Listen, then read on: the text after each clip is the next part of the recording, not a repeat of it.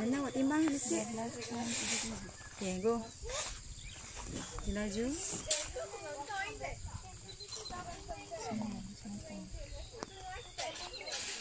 Nampak Kenapa awak tak pakai tangan je, nak pakai kain? Pakai ikan? Awak tak pakai ikan ke Sandra? Nanti licin sebab dah banyak kali jatuh. Oh ya? Ikan dah besar.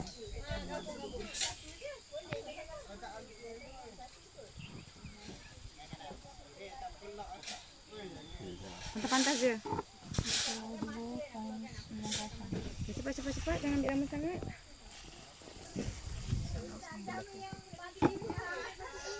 Okay, tukar orang lain pula.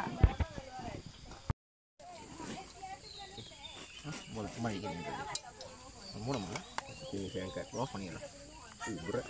Berat, ha? Fish tray bro, fish tray.